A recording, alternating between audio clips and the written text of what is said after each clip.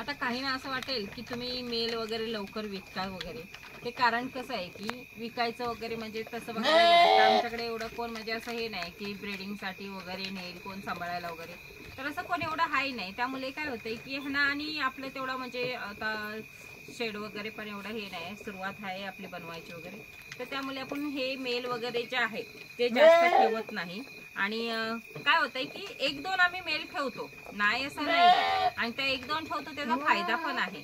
ते म्हणजे कसं होतंय की ज्या काही मेंढ्या क्रॉस वगैरे लवकर होत नाही किंवा डिलेव्हरी वगैरे झालेल्या असतात त्यांना मात्र लवकर क्रॉस करायचंय, तर कसं होतंय की ही जी लहान लहान कोकरं आहेत ना, ती लहान लहान मेल काय करतात की ती जी हिटवर येते ना तिला त्यांना लगेच कळतं, त्यामुळे ती मागे मागे लागतात. आणि सतत मागे लागल्यामुळे काय होतंय, जो मोठा मेल आपल्याकडे असतो तो मोठा मेल बघतो आणि मग लवकर म्हणजे तिला म्हणजे क्रॉस वगैरे करतो. हा एक म्हणजे अनुभव आहे तसं बघायला गेलं तर. आता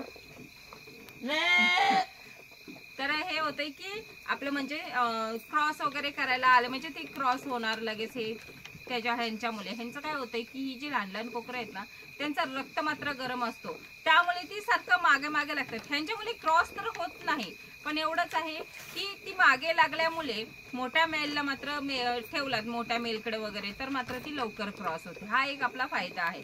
त्यामुळे सर्व एक दोन मेल आम्ही ठेवतोच. आणि जास्त असल्यामुळे काय होतंय की समजा ही मागे लागतात त्यावेळेला मात्र काय होतंय की मोठा मेल बघितला तर त्याला मात्र मारतो, कारण की ही खूप म्हणजे रागिष्ट असतात ही मेल वगैरे जे मोठे असतात ते, त्यामुळे जास्त मेल ठेवत नाही, पण एक दोन मेल आपल्या ह्या फायद्यासाठी मात्र नक्कीच ठेवावं. एका दादानी तसं कमेंट केलेली की माद्यानं लवकर म्हणजे हिटवर आणायचं केलं पाहिजे. तर कसं आहे ना की लवकर हिटवर आणायसाठी तर आता नाही बोलत, ही जी आमची जनरेशन आहे, मागची जी आमची जनरेशन होती ना ती नाही बोलला तरी 6-7 महिन्याची होईपर्यंत ही आमच्याकडे आली. आणि नाही मधी बोलला तर 1 महिन्याचा गॅप पडलेला आहे. त्याच्यासाठी मात्र आपल्याला समजा मादीला एखाद्या लवकर हिटवर आणायचे तर ही छोटी छोटी जी मेल आहेत ते 2-3 असणं गरजेचं आहे. त्याच्यासोबतच तिला मात्र डिलेव्हरीच्या आधी 1 महिना आधी खुराक वगैरे चांगला चारा असणं पण गरजेचं आहे. आणि डिलेव्हरी झाल्याच्या नंतर सुद्धा 1 महिना चारा आणि खुराक असणं गरजेचं आहे. त्याने काय होतंय ती हिटवर वगैरे लवकर येते आणि असली जी मेंढरं आहेत ती त्यांना लवकर आणि तिला हिटवर आणतात. आणि जेव्हा समजा क्रॉस वगैरे लवकर झाली तर मग आपल्याकडे फायदाच आहे. आता हे बघा ही दोघं पण मेलच आहेत. काय भीमा होतंय तुझं. आणि हा सर्व बघायला गेला तर हा माझा सर्व प्रॅक्टिकल अनुभव आहे. त्याने मात्र काय होतं ह्याला कुठल्या गोळ्या वगैरे द्यायची गरज नाही किंवा मटकीला मोड वगैरे काढून वगैरे देतात तेही द्यायची गरज नाहीये.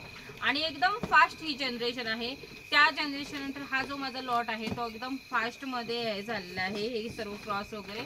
त्यामुळे हा म्हणजे एक गोळ्या वगैरे देण्यात काही झंझटमारी करायची नाही, तर ह्यांना फक्त म्हणजे की ज्या मेंढ्या आपल्या आहेत ना त्यांची काळजी घ्यायची आहे आणि त्यांना चांगला चारा आणि खुराक त्यावेळेला जेव्हा गरज आहे त्यावेळेला देणं गरजेचं आहे. ज्याने आपलं हे जे पुढचा जो आपला पुढे वाढणारी जी जनरेशन आहे ती पण पटकन येते आणि फास्ट मध्ये वाढली जाते. तर बघू शकता ही जी आपली लहान कोकरं आहे ही लहान कोकरं आपली नाही बोललात तरी 8-9 आहेत आणि ही जास्त नाही तर 2-3 महिन्याची आहेत. आणि ह्याला एक म्हणजे कसं एक सेपरेटलीच खायला वगैरे आम्ही घालतो. तसं बघायला गेलं तर हे बघा आम्ही ह्यांना म्हणजे लहान आहेत म्हणून ह्यांना थोडंफार खुराक वगैरे देतो आणि असे त्यांना सवय पण लागलेली आहे आता ती खुराक वगैरे खायची.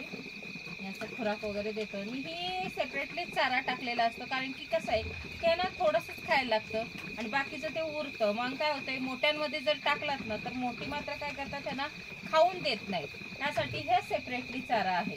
आणि हा पूर्ण म्हणजे हा एवढाही भाग आहे तो त्यांच्यासाठीच आहे, कारण की त्यांच्यासाठी फिरायला वगैरे मस्तपैकी कोण मारणार नाही काय नाही. आणि मोठ्यांमध्ये राहिले की म्हणजे कसं होतंय त्यांना खायला वगैरे जमत नाही आणि हे असं थोडं थोडं आम्ही खुराक देत असतो. आता हे काय माझ्या हातात तर संपलेलं आहे. आणि काय होतंय माहितीये का आता ही एकमेकांमध्ये वडीने जसं लहान पोरांमध्ये कसं एकामेकाच्या वडीने जास्त खाल्लं जातं तसं आहे. आता तिथे बघितलं तर ते हे बघा तुम्हाला दाखवते जे लहान आहे हे काही 1 महिन्याची पण नाहीये, तर ही फक्त म्हणजे काही 7-8 दिवसाची आहे. मग त्याच्याने काय होतंय की तिला पण अजून खाता येत नाही. आणि त्याच्यासोबत तिथे भीम पण आहे आमचा, तोही काही जास्त मोठा नाहीये. तर मग ही काय होतंय, ही खातायत ना, मग ही काहीतरी चांगला खातायत, त्या वडीने ना ही सर्व येत असतात खायला आणि त्याच्यासोबत ती शिकत असतात. मग ह्याच्याने काय होतंय की सवय लागते, प्रत्येकाला मिळून जुळून पण राहतात आणि त्याच्यासोबतच एकामेकाच्या वडीने थोडंफार खाण्याची प्रॅक्टिस पण त्यांची होते, शिकतात सुद्धा. ह्यासाठी सेपरेटली ठेवलेलं असतं, सेपरेटली खाण्यात होतंय की त्यांना खालीच खायला असतो, त्यामुळे जसं खायचंय तसं त्या प्रकारे खातात, जेवढं पाहिजे तेवढं पोटभर खातात ती आणि मग गप पण बसतात ती. एवढी खूप चांगलं आहे ह्यासाठी ह्यांचं म्हणजे खाण्यात वगैरे असं काही कमीपणा येत नाही आणि आम्ही यांना थोडाफार खुराक देतोय, त्यामुळे ओके. आणि बघू शकता ती लहान कशी उड्या वगैरे मारते. तसंच आमचा हा भीमा पण खूप मस्त झालेला आहे. आता हे बघा, हे जो आहे कोकरू, हे आमचं भीमा. आणि ह्याला काय होतं म्हणजे ही जी लहान कोकरं आहेत, त्या लहान कोकरांचं एक गोष्ट म्हणजे कसं होतंय की ह्यांना जेव्हा खायला, आता एकटा असला की कमी प्रमाणात खातं, कारण की मिळून वगैरे असले तर चढावळीने जास्त प्रमाणात खातात. आता नाही म्हटलं तर दोरी गमेलात, पण जास्त गमेलात त्या तुटून पडलेले आहेत. आता ही सरकले, त्यांना का पकडलंय, का सर्व चाललेलं आहे त्यांचं ह्यासाठी. आणि ह्यांना एक आहे म्हणजे ते माती वगैरे जेव्हा खायला लागतात त्यावेळेला असं खुराक वगैरे दिला ना की खुराकाच्या चवीने म्हणजे खुराक जसं चवचव लागत जाईल तसं तसं म्हणजे ते खाण्याकडे वळतात. आणि एक फायदा म्हणजे असा आहे की जेव्हा ही लोक खुराक वगैरे खायला लागतात आणि नंतर मग असं चारा वगैरे खातात, त्यावेळेला मात्र समजा एखाद्या मेंढीला दूध वगैरे कमी असलं तरी ते रिकवर होतं. कारण की काय होतंय की त्यांना दूध कमी असलं तरी ते खाण्याकडे फोकस जास्त देतात, त्यासाठी म्हणजे ते काही फरक पडत नाही त्यांच्या बॉडीत वगैरे, कारण की ती खायला लागलेली असतात. आणि ही जी आता आहेत हे आता माती वगैरे खातात, त्यामुळे ह्याला मग ती खुराक वगैरे दिला ना की चव त्यांची एक चांगली होते. आणि ही आता एक्सपर्ट झालेली आहेत खाण्यात वगैरे, म्हणजे समजा खुराक घाला, कुठलीही गोष्ट घातला तरी पटापट खाऊन मोकळी होतात. आणि ही जी लहान आहे त्यांना जी आता सजेस्ट सवय लावलेली आहे आपण, तर मग मात्र काय होतं त्यांच्यात टाकून चालत नाही. मग ह्यांना काय करायचं, 8-15 दिवस जर समजा सवय लावायचे तर चौसर आपल्याला हातात घेऊन सवय लावणं गरजेचं आहे. आणि एकदा की ही खायला लागली की मग त्यांच्यात खायची त्याला सुरुवात होते. पण फक्त जी नवीन नवीन पिल्ले येतात त्यांना मात्र हातात घेऊन खायला. आता हा आमचा भीमा आहे, ह्याला मात्र काय होतं ह्यांच्यात टाकलेलं आवडत नाही, मग त्याला हातातच द्यायचं. हातात दिलं ना की मग तो व्यवस्थित आपल्या पोटाला लागेल तेवढं खातं आणि मग गप राहतं. त्यामुळे एक आहे की ह्यांच्या तब्येतीत जी सुरुवात होते आपली खाण्यापिण्यापासून ती मात्र खूप चांगली होते. आणि यांची तब्येतीचा म्हणजे काय असं फरक पडत नाही की ढासलत वगैरे नाही, कारण की ह्यांना जे पाहिजे ते आपण देत असतो. म्हणून सर्वात म्हणजे सुरुवातीला पण जसं होतंय की ही जी लहान लहान कोकरं आहेत ह्यांच्याकडे फोकस देणं गरजेचं आहे, कारण की मोठ्यानं खायला घातलं तर ती खाणारच आहेत, पण बारकी आपली कशी आहेत, खातायत की नाही खातायत हे लक्ष देणं गरजेचं आहे.